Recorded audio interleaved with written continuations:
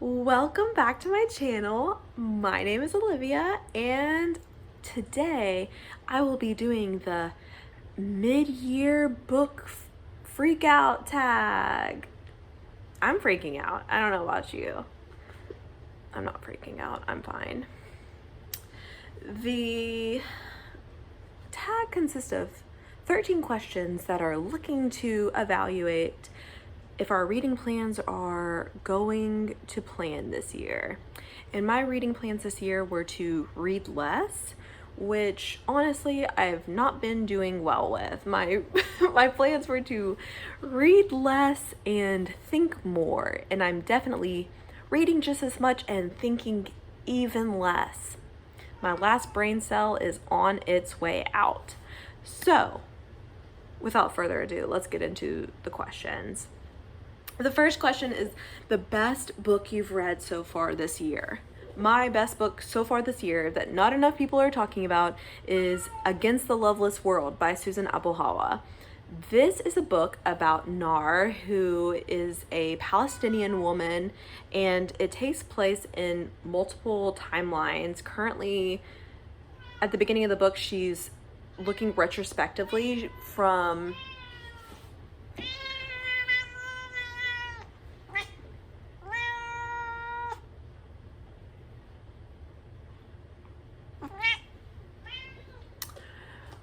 an Israeli prison, and the book is about family. It's about the occupation of Palestine by Israel.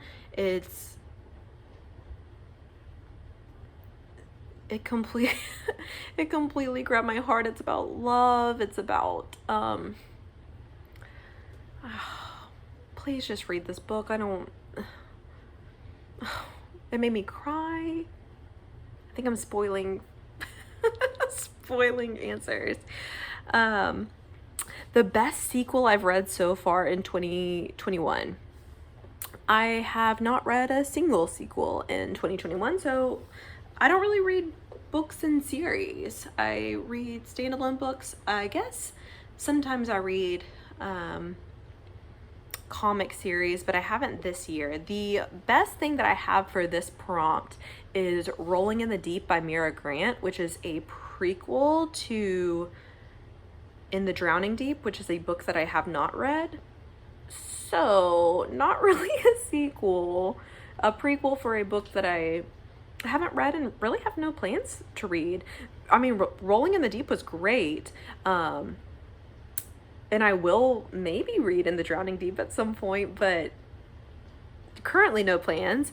It's a mermaid book. It's like a mermaid, I don't know if it's quite horror, but like a dark mermaid book. Creepy mermaids. New release I haven't read yet but want to. For this, I'm picking Creatures of Passage by Morowa Yejidé. This has been compared to Beloved by Toni Morrison, and it was first put on my radar by Djèlí Clark on Bookstagram, and really anything that he says goes for me because he's one of my favorite authors. It's about grief, and I think there's supernatural elements to it. I don't really need to know much more, so I will be reading this soon. I have it out from the library right now. Next one is most anticipated release for the second half of the year. So my most anticipated release is Bodies of Light by Jennifer Down. This one rocketed straight to the top of my anticipated list because of my friend over on Bookstagram, So she is saying that it's the book of the year, and I will link her Instagram down below. But for a book that grabs your heart, this is an Australian release, and I have no clue what it's about, but like the way she talks about it makes me want to read it 5 minutes ago. So it's literary fiction, I know that. But other than that, don't know anything. Don't know anything at all. The next prompt is for biggest disappointment, and I am so sad to say this because it was my most anticipated release of this year. Daisy! She's in her mansion. She's in her spooky ghost home causing a scene.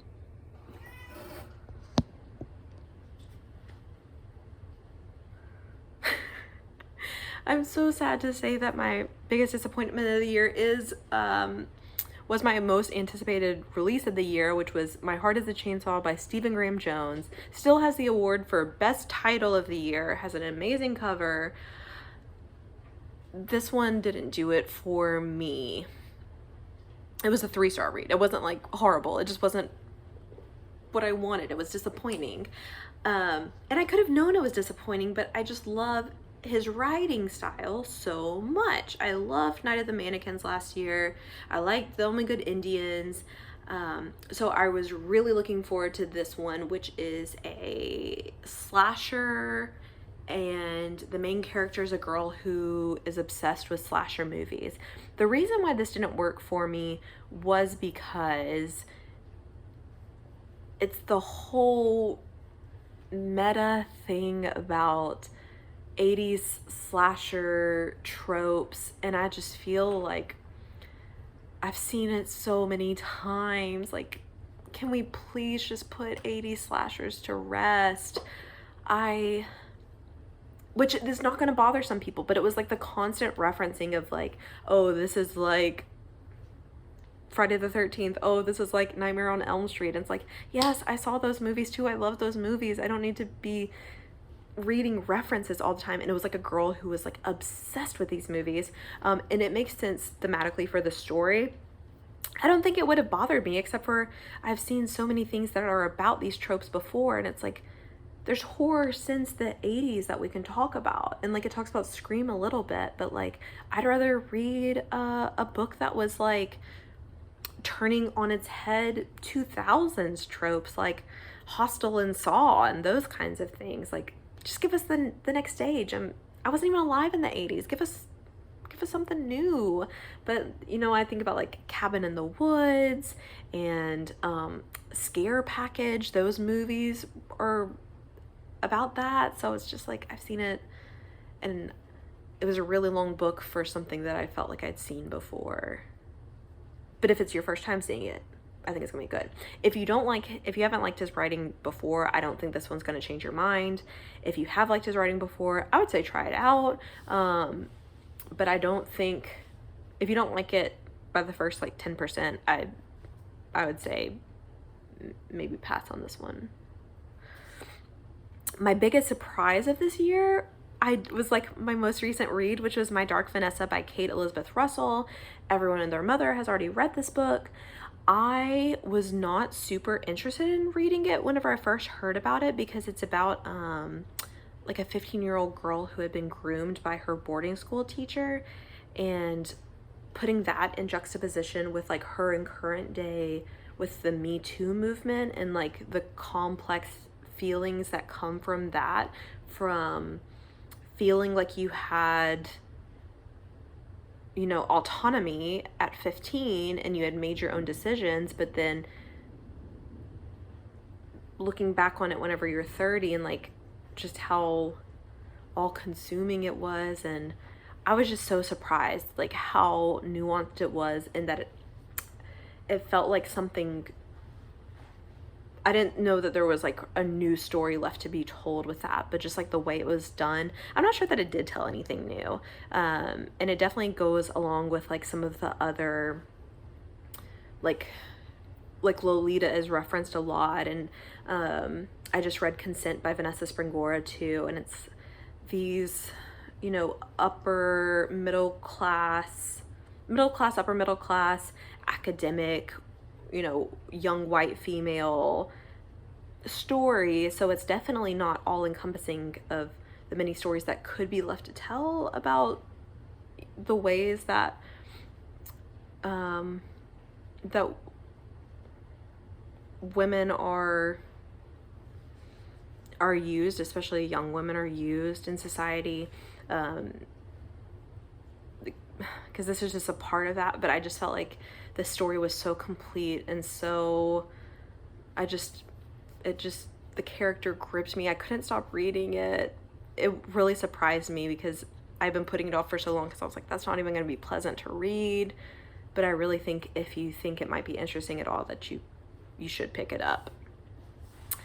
Favorite new author, debut or new to you? So this isn't like a debut novel, but I had never read Torrey Peters before Detransition Baby, and I'm going to read everything she puts out because it ruled. Detransition Baby is about queer families, about complexities of the trans experience without putting it in like really clinical ways, and it's very human and funny, and I loved it. I also just love books that are set in New York City, and this did that for me too. Newest fictional crush. I mostly read like horror and dark books, and there's no one no one that's actually like would be like a romantic crush interest. So I took this more as like just like a character that you admire a lot. And for this I picked The High Score Girl from High Score Girl by Rensuke Oshikiri, which is a manga, and it's a manga about children, so no crush, but I love the High Score Girl. I don't remember her name offhand, but she's just got so much attitude. She like, and so much of her attitude is like put on by the other characters, put on her. So it's a story about like a boy who is the best at video games, this little boy, and then a girl gets the new high score on this like arcade machine that he works so hard at, and so then like she's just minding her own business, which is why I love her, but this boy becomes obsessed with her and figuring out how she gets the high scores, and she literally does not say a word the entire manga. At least the whole first volume, which is what I've read, does not say a word, and it's like all like this boy just projecting onto her all of these like animosities, and but they also have like this like friendship that develops, and they hang out at each other's houses over the course of the story. I think she's so cool because she doesn't say anything. It's like stuff is just being projected on her, but she's still gonna be the best gamer, and I admire that a lot in her. A book that made me cry, Against the Loveless World, which I already talked about, and I already said it made me cry. Read Against the Loveless World. I don't know what else I have to say.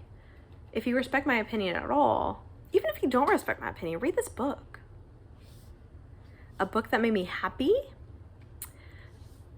I loved Goddess of Filth by V. Castro. It made me so happy because it gave me what I've wanted from so many other things that have failed me. And it's about